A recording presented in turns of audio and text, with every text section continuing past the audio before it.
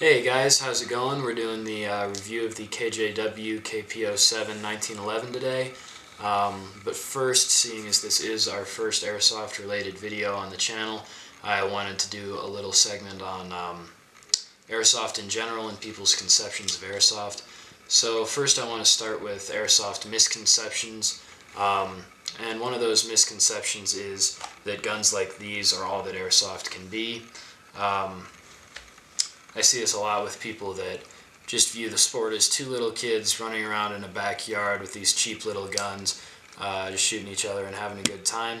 And this is all fine as long as it's done safely, but this is by no means the limit of what the sport can be, and it's no limit on what the guns can be.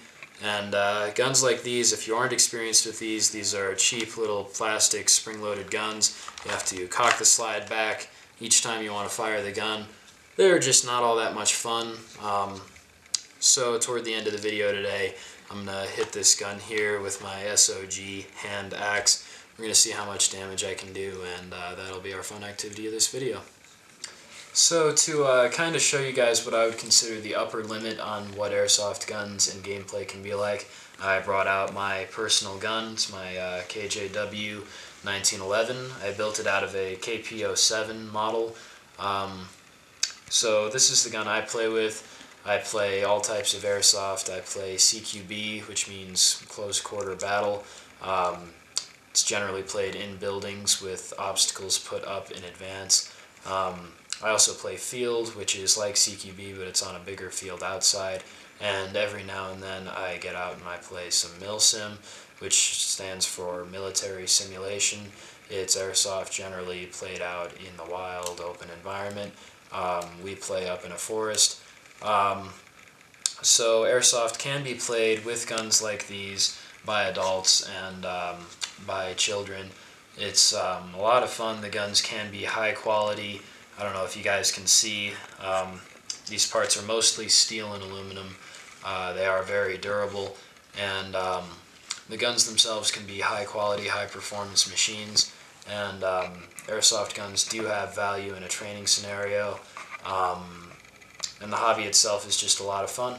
So I hope that watching the Airsoft reviews on our channel and the gameplay videos and things like that, that we can build some interest in Airsoft and just show some people who didn't have prior experience what Airsoft can be like when it's played in a more organized manner, and we think it's lots of fun. So with that, we'll start the actual review. So I'm going to go ahead and talk about the gun as it was in its stock condition first, and then we'll get on to the upgrades that I did to the gun to make it the way that you guys see it. So the KPO7, as you will get it from the store you buy it from, it will have a different slide. The slide will be flat black, more like a government model slide. It will have cocking serrations in the front and back.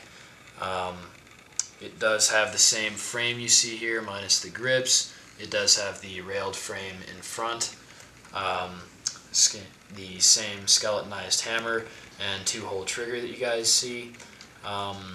It's got a TM style hop-up unit and spring guide, which is a far superior design to the WE clone. It has a one-piece metal outer barrel. It won't come with these grips you see here. It will come with rubberized wraparound grips made by Tenyo Koba. He makes nice aftermarket grips. KJW went ahead and threw some of them on the gun to start with. The KJW uses TM style magazines. I use CO2 magazines, which have CO2 slots in the grip.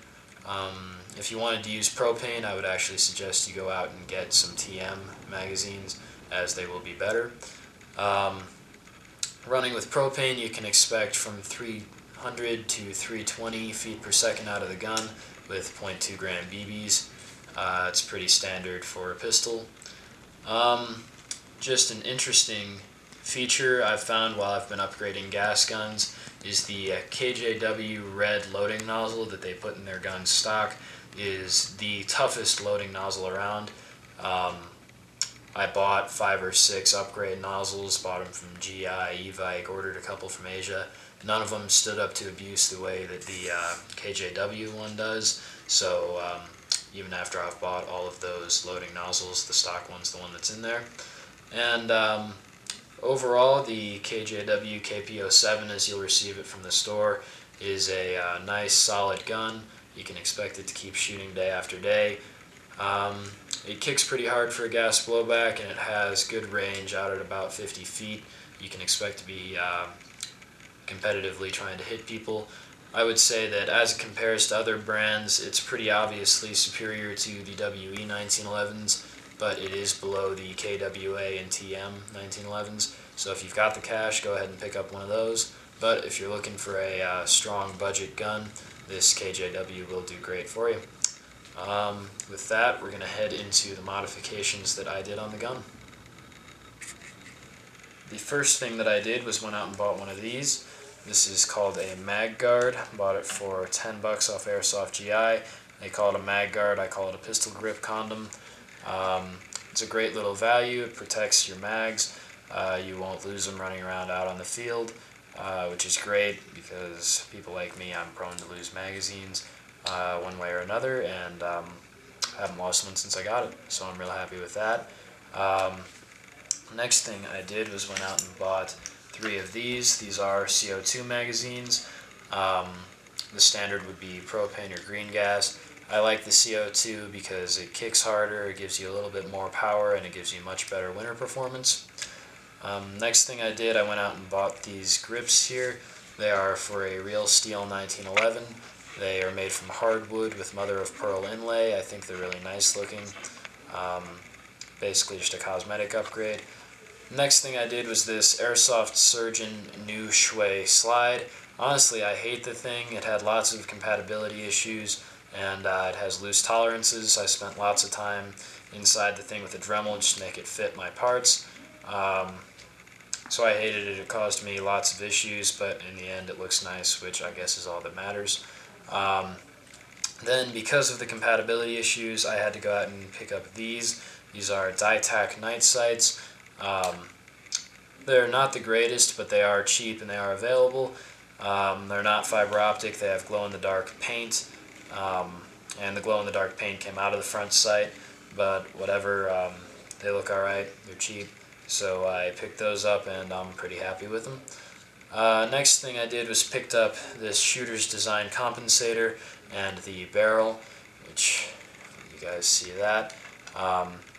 You have to get the barrel so that you can use the compensator, and the barrel says SA45 Auto Danger Exhaust Ports Read Manual. That's a clone of a Springfield Armory's 1911 outer barrel, which is nice. It makes it look more like a real gun. So again, just something nice and cosmetic. And I got the barrel and the compensator to cover up the PDI 6.01mm 7-inch inner barrel, which is a great little barrel. It helped stretch my range out to around 100 feet as opposed to 50 feet with the stock gun. I also have a stock KJW rubber in there, but I did do a Teflon tape modification to the hop-up just to get a little bit better compression, hopefully boosted the FPS a little bit and gave me a little bit more range. So yeah, that covers everything that I did to the gun externally and internally. Overall, I'm really happy with the modifications. I ran into some trouble with the slide, but got it worked out. So yeah, I love the gun, performs real well. Yeah, so now we'll get into, I've got a couple announcements and then we're going to destroy that cheaper gun. So this was an Airsoft video, so we have an Airsoft channel for you guys. This guy's username is Airsoft is the Greatest. His channel is called Tech Ops. There will be a link in the description. Go ahead and check him out. He's got some cool stuff, a couple unboxings, and then a couple videos of his guns. Hope you guys like his channel, but right now we have to destroy the cheaper gun. So here we go. It's a shame, you know, I just sharpened the axe the other day, but oh well, this will be fun.